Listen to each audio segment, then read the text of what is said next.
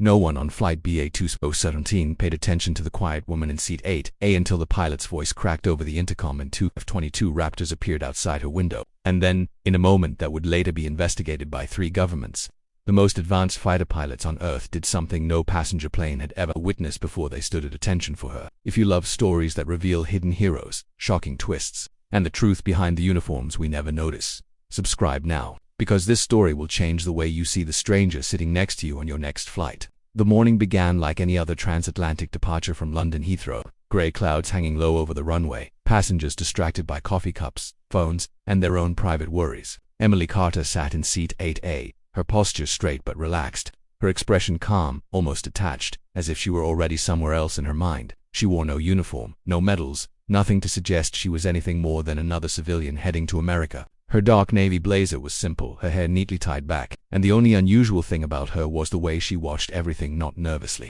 but carefully, like someone trained to notice details others ignored. Across the aisle, a businessman named Richard Helvoson barely glanced at her before returning to his laptop, annoyed about missing a connection in New York. Behind her, a college student named Megan laughed quietly at something on her phone, whispering to her friend about parties waiting for them in Boston. To everyone around her, Emily was invisible, and that was exactly how she preferred it. As the aircraft climbed through the clouds, the engines humming with steady confidence, Emily rested her hand lightly on the armrest and closed her eyes. Though she wasn't sleeping, she was remembering, not the missions that part of her life was locked away behind walls, even she didn't fully understand anymore, but the promise she had made to herself when she left, that she was done, that she was finally just Emily again. No more call signs, no more classified briefings, no more decisions that lived and died in seconds. Just a passenger, just seat 8A, but peace, she had learned, was fragile. 2 hours into the flight, somewhere over the cold gray Atlantic, the first sign appeared. It was subtle, a slight change in engine pitch, a shift in the airframe vibration that no one else seemed to notice. Emily's eyes opened instantly. Her breathing slowed. She turned her head slightly toward the window. Clouds stretched endlessly outside, soft and harmless, but she knew better. Minutes later, the captain's voice came on .com, but carrying an edge that only someone trained like her would recognize. Ladies and gentlemen, this is your captain speaking. We've been contacted by air traffic control regarding a routine military exercise in our vicinity. There's no cause for concern. Around her, passengers barely reacted. Military exercise routine. Nothing to worry about. But Emily felt it. The change in the air, the shift in probability, and then she saw them. 2 small gray shapes slicing through the clouds with impossible grace. F-22 Raptors. Even at a distance, they were unmistakable. The most advanced air superiority fighters ever built. They moved like predators. Silent, precise, absolute. Emily's fingers tightened slightly on the armrest before she consciously relaxed them. This was wrong. F-22s didn't escort civilian aircraft for routine exercises. Not like this. Not this close. One of them moved closer to her side of the plane, its canopy glinting faintly in the pale sunlight. She could almost imagine the pilot inside, watching, confirming, searching. Her heart didn't race. She had trained it not to, but her mind was already calculating, already asking questions she hoped she'd never have to ask again. Across the aisle, Richard finally noticed. "Is that a fighter jet?" he muttered. Megan leaned forward from behind. "Oh my God, that's so cool." Cool.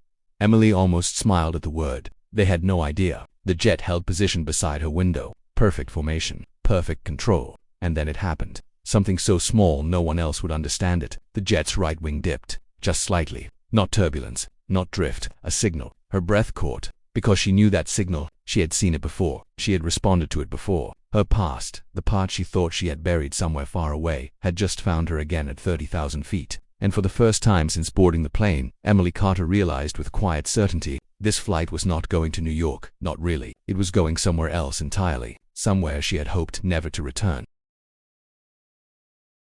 Emily's pulse stayed steady, but inside her mind, doors she had sealed shut years ago were opening one by one, releasing memories she had spent half a decade trying to forget. Because that wing dip was not random. It was not casual. It was deliberate, and more than that, it was personal. It was a recognition signal used only by a very small circle of pilots. A circle she had once belonged to. A circle that wasn't supposed to exist anymore. And as she stared at the gray Raptor holding perfect position beside seat 8A, she felt the old instinct returning. The instinct to respond. But she didn't move. She couldn't. Not yet. Because responding meant accepting something she wasn't ready to accept. That she was no longer invisible.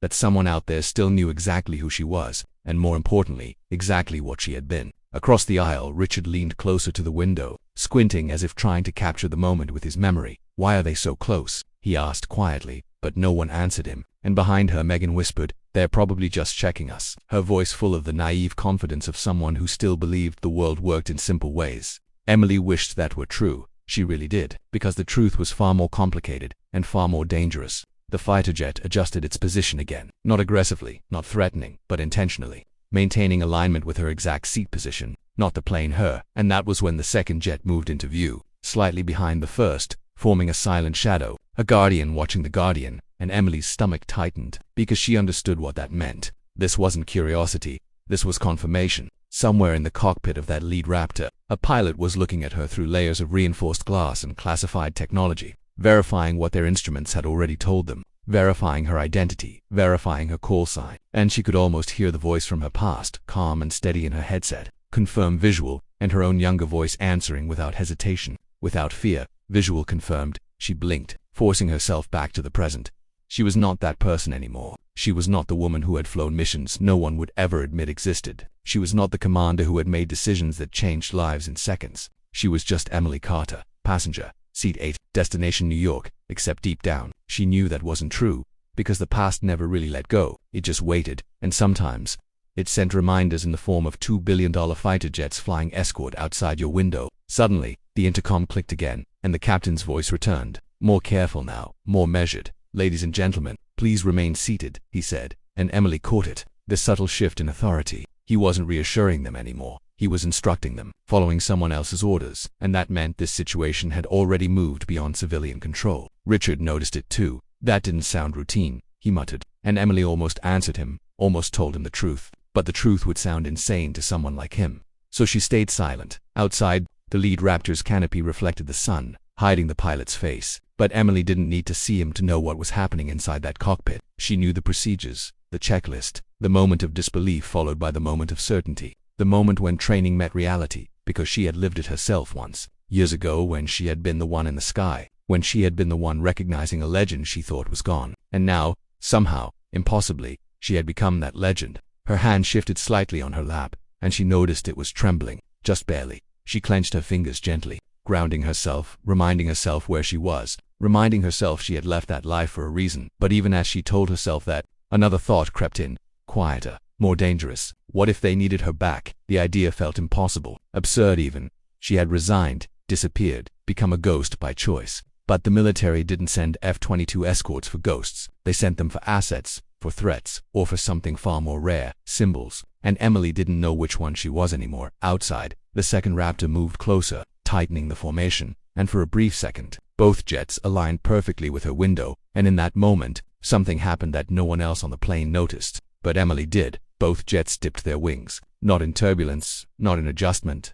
but in respect. Her breath caught, because she knew what that meant. She knew what protocol required in that moment. She knew what the pilots were doing. They were honoring her rank, honoring her history, honoring a commander who wasn't supposed to be here. And suddenly, the quiet, ordinary cabin of Flight BA-217 didn't feel ordinary anymore. It felt like a stage, and she was standing in the center of it whether she wanted to or not. Behind the cockpit door, the captain was no longer in control. Somewhere far away, voices in secure rooms were making decisions, and all of it, every second of it, was happening because of the woman sitting silently in seat 8A. The woman who had spent years trying to become no one, and was now being reminded, at 30,000 feet above the Atlantic Ocean, that she had never really stopped being someone. The realization didn't arrive all at once. It unfolded slowly, like a shadow stretching across the floor, because as Emily stared at the two Raptors holding their respectful formation, she understood something even more unsettling than being recognized. She understood that recognition came with purpose, and purpose meant this wasn't just a gesture, it was a message. And messages like this were never sent without reason. Her mind moved through possibilities with the same precision it once used to, calculate intercept angles and threat probabilities, and every possibility led to the same conclusion. Something had happened, something big enough that it had reached across years of silence to find her. Suddenly, the lead jet shifted slightly forward, its nose aligning just ahead of the aircraft's wing, and Emily felt a strange sensation in her chest. Not fear, but anticipation. The same feeling she used to get seconds before a mission briefing revealed something unexpected. Across the aisle, Richard leaned closer again, his earlier annoyance replaced with unease. "Why do they keep looking at us?" he asked, and Emily knew the answer. They weren't looking at us, they were looking at me. But she kept that truth to herself, because saying it out loud would make it real in a way she wasn't ready to accept. Then the intercom clicked again, but this time it wasn't the captain's voice that filled the cabin. It was different. deeper, controlled, and carrying an authority that didn't belong to commercial aviation. "Passenger Emily Carter, seat 8A, the voice said. In the moment her name echoed through the cabin, the world seemed to stop. Megan's phone slipped slightly in her hand. Richard turned toward her fully now, and every instinct Emily had told her to remain calm. But inside, something shifted permanently, because the one thing she had protected above all else, her anonymity, was gone. The voice continued. "This is Colonel Harris with United States Air Command. We need you to confirm your call sign." And there it was, the question she had spent years avoiding, the question that separated the person she had become from the person she had been. And for a moment, Emily considered saying nothing, considered pretending she didn't understand, considered holding onto the fragile, normal life she had built. But outside her window, the Raptors held their silent vigil, waiting, trusting, believing, and she realized this moment wasn't just about her anymore. It was about them, about everything they represented, about the responsibility she had never truly escaped. Her lips parted slightly and she felt every pair of eyes on her, every breath in the cabin suspended in time. And then she spoke, her voice quiet but steady, shaped by years of discipline. "Call sign." She paused, feeling the weight of it, feeling the past and present collide inside her chest. "Valkyrie." The effect was immediate. Outside, both Raptors snapped into a tighter formation, their movement sharp, precise, unmistakable. And inside the cockpit of the lead jet, the pilot did something no regulation required but every instinct demanded. He raised his hand to his helmet in a salute, and inside the commercial aircraft, the captain himself stepped out of the cockpit, something almost unheard of mid-flight, his face pale with disbelief. And he looked directly at her, not as a passenger, but as something else, something more. "Ma'am," he said quietly, and Emily saw it in his eyes, the recognition, the respect, and the fear. But the real twist came seconds later when Colonel Harris's voice returned, and this time, it carried urgency. "Commander Carter, we have a situation," he said, using a rank she hadn't held in 5 years, a rank she had buried along with everything else. At 0900 hours, an unidentified stealth aircraft breached restricted airspace, the eastern seaboard. It transmitted a single encrypted signal before disappearing. Emily's heart sank, because she already knew what was coming next. She already knew why they had found her, why they had broken protocol, why they had revealed her identity in front of 200 civilians. The signal contained only one word, Harris continued, and Emily closed her eyes briefly, already feeling the truth settle over her like gravity. Valkyrie. The cabin was silent, the passengers confused, unaware of the magnitude of what they were hearing, but Emily understood perfectly. Someone out there wasn't just looking for her, they were calling her back, and worse, they were using a code that only one person should have known, one person who was supposed to be dead, her former wingman, her best pilot, the man who had saved her life and lost his own in the process. Except now, against all logic, against all official records, he was reaching across the sky. And in that moment, Emily Carter realized the truth was far bigger than recognition, far bigger than respect. This wasn't an escort, it was a summons. For a long moment after Colonel Harris spoke that single devastating truth, Emily couldn't breathe because the dead were not supposed to speak, especially not in encrypted military channels that required living hands, living authorization, and living intent. And yet the word Valkyrie had been transmitted. Her call sign, her identity, her past, and the only man who had ever used it like that, not as a label but as a promise, was gone, officially lost during a classified mission over the Arctic Circle, a mission that had never existed on paper, a mission Emily herself had barely survived. And now every instinct she had told her that loss had been a lie. Outside the window, the two F-22 Raptors held steady, their presence no longer just respectful but protective, as if they understood the weight of the moment unfolding inside the civilian aircraft. Colonel Harris's voice returned, quieter, now almost human. "Commander, we believe the aircraft that transmitted the signal is heading toward your current flight path."